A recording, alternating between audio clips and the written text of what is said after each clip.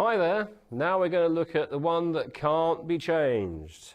I'm going to be playing a sort of simplistic dance, techno, house type rhythms, whatever you want to call them. Those rhythms that are normally programmed sequences on a computer or whatever. And how on earth can we possibly add some feel to those things? After all, they're produced by machines, recorded by machines, and that's what they're like. Well, yeah, but sometimes some of us, particularly me, I get to play a lot of this kind of stuff live.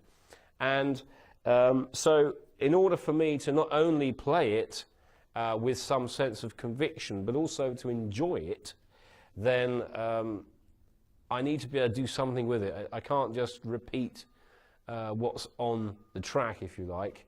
For me, that's not enough. I need to be able to put some passion into it, because like all music, whether it's techno, dance, heavy metal, jazz, it should all have some feel and passion to it.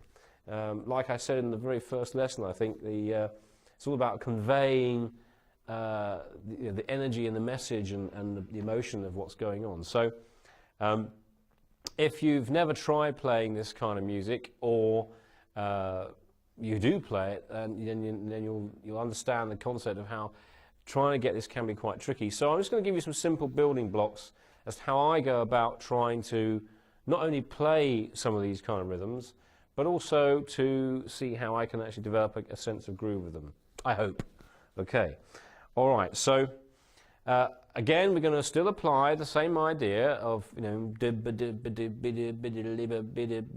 shuffle notes, okay, but obviously with this kind of music, we're not going to be talking anything quite like as heavily swung. It is straight, it's meant to sound that way, and if we start to try and move it around too much, then we have an authentic vibe going on. All right? Okay, so let's have a look at the building blocks, first of all, of how we actually put some of these beats together. Like I said, this is a simplistic version.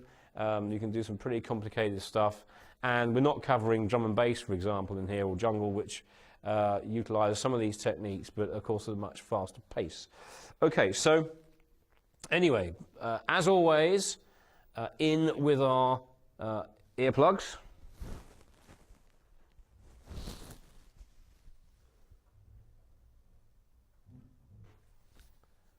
Okay, right, so the first thing to do is to recognise that there's something that usually happens within a dance track that certainly 99% of the time it's probably there, and that's just the bass drum going bang, bang, bang away on 4/4. So we'll just do that. That's our starting point.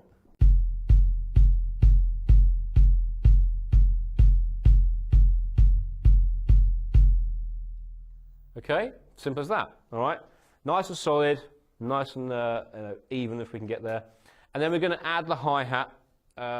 So this is the kind of the most common version that you might hear, which is the and note or offbeat hi-hat, whichever way you want to describe it. And it's just literally adding it in between the gaps. So start with a quarter note bass drum, pulsing away. Add the hi-hats.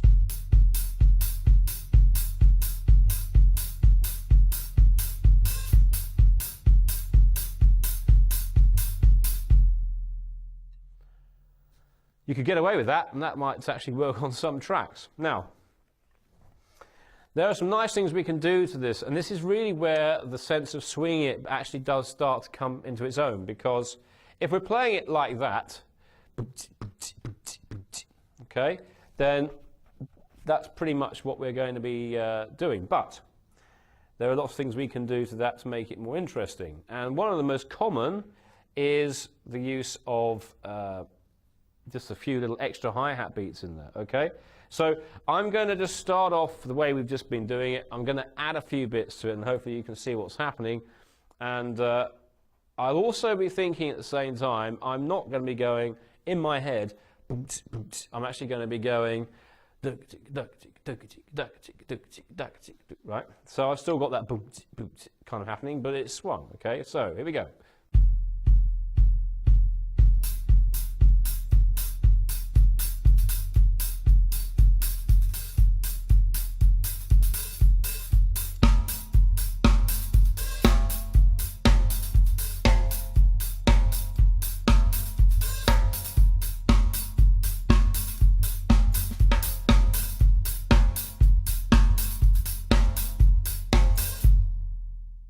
Okay, so it gives you an idea, very simplistic rhythm, and one of the things that we can also look at when we're playing, and this applies to all different styles actually, of course, is maybe some authenticity within the sound. So for me to play the main snare drum in this case just doesn't work for that type of strumming. So I'm going to use my 10-inch drum, okay, and in the same way that I changed to a more lightweight ride cymbal for the jazz, swing and shuffle stuff, the same would apply. So it gives it a slightly more authentic vibe if I'm using snare drum, in this case a 10 by 5.5, sounds like this, okay, and I can then play the same groove, but I can start to develop it with this snare drum. Okay, so here we go. 1, 2, 3, 4.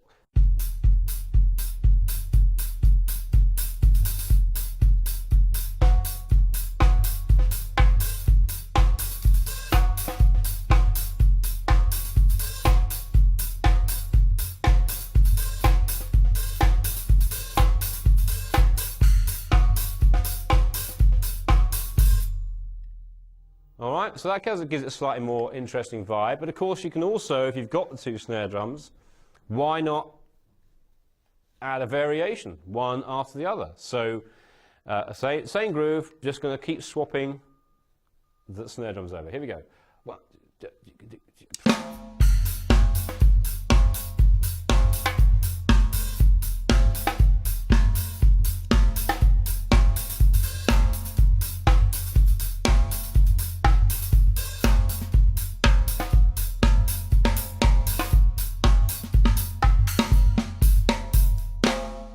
So you can start getting quite interesting kind of variations by doing that. And again, it's just have some fun with it, but all the time, same principle. I'm now imagining that I'm actually playing to a live dance, rave, something like that. Loads of sweaty people jumping up and down, and they're all there to praise me, which is an amazing thing. Of course, it wouldn't be happening, but we all like to dream, don't we? So, and I'm grooving away on stage, everybody's having a fantastic time, DJ is going mad, and I'm laying down the groove, and again, it's that sort of real sense of getting right into the movement, okay, and just have some real fun with it. So just going to finish off with a little bit of extra hi-hat work, if you like, just a bit of variation, again, messing around with different snare drum sounds and so on. Okay, so here we go.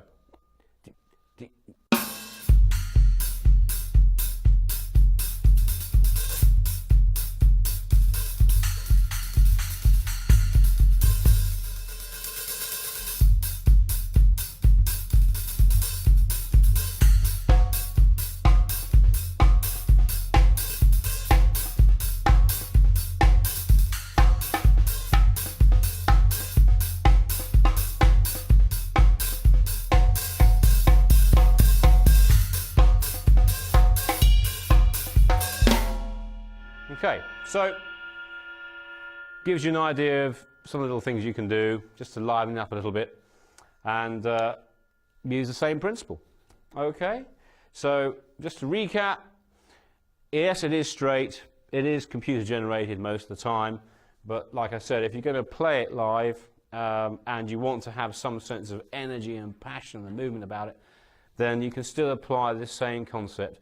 So visualize your situation, whether it's a big auditorium or whatever it is that works for you, and just try to really get swinging into that rhythm and have some real fun and energy with it. Okay, that's fantastic. Well, look forward to seeing you next time.